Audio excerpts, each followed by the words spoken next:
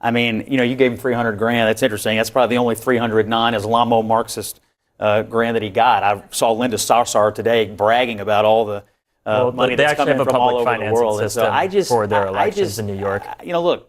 And honestly, I think part of the reason he's so powerful is because people are tired of being lectured by men with Rolexes on CNN about affordability in this country. Abby Phillip on her CNN show hosted a lively roundtable discussion featuring MAGA supporter Scott Jennings and Democratic strategist David Hogg. The topic centered around Zoran Mandani and his chances of winning the upcoming New York City mayoral election. We'll be taking a look at some clips from this panel on The Abby Phillip Show, featuring Scott Jennings, David Hogg, and others. I've got a few thoughts of my own to share about this conversation, so let's dive in and watch it together. Election day is now just a few hours away, and in the race for New York City mayor, President Trump and his ex-BFF, Elon Musk, they are standing together tonight behind Andrew Cuomo. In a post on social media, Trump said, whether you like Cuomo or not, you really have no choice but to vote for him. And here's how Mamdani responded tonight on CNN. We're seeing the two twin architects of this second term of Donald Trump's presidency in the president himself and Elon Musk saying clearly to New Yorkers that their candidate is Andrew Cuomo. And they've picked Andrew Cuomo because they know that he will be the puppet that they want right here in New York City. David, you are headed to New York tomorrow. How helpful is this going to be to Andrew Cuomo to have Trump and Musk behind him? To Andrew Cuomo? Yeah. I think he has done plenty of work himself to dig the hole deep enough that it's pretty obvious he's not going to win. For Zoran's campaign, My Group Leaders We Deserve was the largest contributor to the independent expenditure in support of him spending $300,000 in support. And what I think, while there's a lot of debates going on right now in our party about do we go left, do we go to the right, do we go to the center, there is a lot to be learned from this race, not necessarily about policy, no other city is like New York City, but a lot about the power of listening. One of the things that Zoran did in this race is he went to voters and asked them, what do you want to see in your mayor? And listened to them and had a clear message around affordability. And whether it's the governor's race in Virginia, the governor's race in New Jersey, or the mayoral race in New York or other races around the country, there's a clear through line, even if some of them are more moderate or more to the left, of talking about affordability and not just saying, oh, we need to lower prices, but saying what they're actually going to do on it. And it's a clear sign, in my view, that there's real generational change coming in our party. Because the whole thing we didn't talk about when it was about Trump versus Biden is that the reason why we even have to debate that is because of how damn old they are. Well, do you think that there's some truth to what he's saying, Penny? The idea that, Republicans have been saying, oh, he's a socialist, as if that was going to be enough to stop Mamdani. But really what voters are responding to is what Mamdani is saying. Are Republicans misunderstanding what's happening here? Well, I don't know. I mean, I think he is a shiny object. I think he's a good politician. And he is up against a former governor who left on a horrible note because of his behavior. And he has that horrific record of people dying during COVID and what he did in nursing homes. I was just recently with someone whose parents died because of that. And so I don't know why that was the best candidate, that actually could come forward. And by the way, there's only 16% of voters are Republicans in New York City. So let's not get confused here. But the question is though, I mean, it's only 25% of people maybe will be voting. That's a low turnout vote because there's no big races other than the mayoral. But the question is the party going to become more like Mamdani? Is that going to be the future of the Democratic Party? What is it? Well, first, let me say at this point, I mean, with Trump's endorsement and Elon's endorsement, I mean, Cuomo might as well get the Penguin and the Joker to endorse him. I mean, he's going to lose the race. It's over. I'll just point out that the Penguin was once in a movie elected mayor of New York City. That is true. We'll just point that out. That is true. That was actually a pretty sharp line from Jared Moskowitz. And even though Scott Jennings can come off as arrogant, his response wasn't bad either. But for many people watching, the bigger thought seems to be, if Mamdani can win in New York City, maybe that could serve as a new model for Democrats moving forward. People are exhausted. David Hogg touches on this later.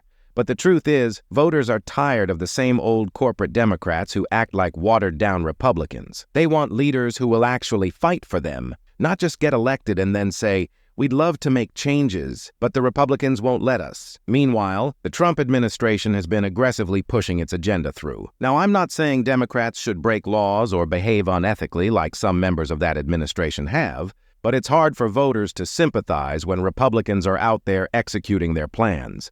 many of which make up about 60% of Project 2025, a plan most Americans strongly oppose, while Democrats claim their hands are tied. People just aren't buying that excuse anymore. With healthcare costs rising, cuts to programs like SNAP, and other social supports being dismantled, programs originally created by Democrats, Trump and his allies openly brag about getting rid of what they call Democrat programs. So naturally, voters are looking for leaders like Madani, Bernie Sanders, or Alexandria Ocasio-Cortez, people who genuinely fight for ordinary Americans instead of billionaires, and the MAGA loyalists who fill shows like Abby Phillips. Of course, critics like Scott Jennings will label them communists, Marxists, or socialists, buzzwords that have long lost their meaning and now just serve as scare tactics. They've thrown the same accusations at Joe Biden, calling him everything from a socialist to a fascist, just like they did with Barack Obama. But at this point, Democratic voters aren't intimidated by those labels anymore.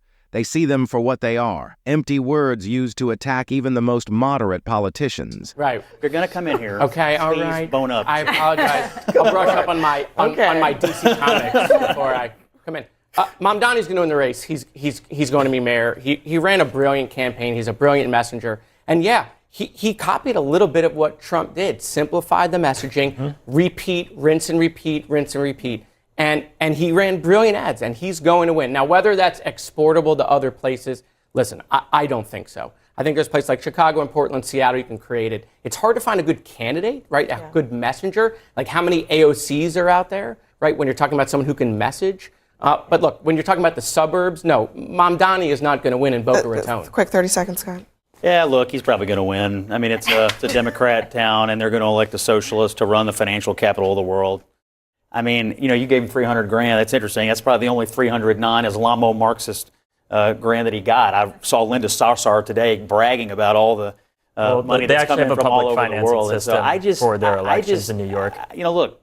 And honestly, I think part of the reason he's so powerful is because people are tired of being lectured by men with Rolexes on CNN about affordability in this country. That's the real reason he is resonating right now. Because he has a clear message that actually says, this is what I plan to do. And the party, I don't think this is about going to the left or the right, to be honest with you. Do I agree with Zoran much more than a lot of other Democrats in our party? Certainly, but I think we need to meet voters where they're at in their districts. In some districts, that's going to be the more But you want a socialist future for your party. I want a future where everybody has health care and people can afford a good life. All right, we're going to leave it there. David Hogg delivered two powerful lines there. The first was his Rolex comment, which even the ever-smug Scott Jennings couldn't respond to. And the second came when Jennings accused him of wanting a socialist future. Hogg simply replied that he wants health care for people, a statement that resonates deeply. I've said the same thing many times in my own life when someone accuses me of supporting socialism. The truth is, I don't care what label anyone wants to use. These words have lost their meaning. Most of the people throwing them around couldn't even explain the difference between socialism, communism, or Marxism. Jennings even tossed out the bizarre mix of Islamo-Marxist and communist at Hogg, as if all those ideologies somehow blend together. That's what MAGA figures tend to do. Throw out scary-sounding buzzwords to trigger emotional reactions rather than have real conversations. But for most reasonable people, this isn't about ideology, it's about survival. They don't want to go bankrupt if they get sick. They want health insurance, whether it's through Medicare or private coverage, that actually works. They don't want to be told nothing is covered until they pay $10,000, or worse, $17,000 out of pocket first. People who work hard and pay their taxes just want basic security, to stay healthy, to retire comfortably, to send their kids to college without drowning in debt. If some people want to call that socialism, then fine. Call it whatever you want. Like David Hogg said, the label doesn't matter. What matters is building a country that actually takes care of its people, just like so many others around the world already do. But what do you think? Do you agree more with Abby Phillip and David Hogg? Or are you siding with Scott Jennings, the guy who calls anyone he disagrees with a communist, a socialist, or even an Islamo-Marxist? Share your thoughts in the comments, and don't forget to like and subscribe.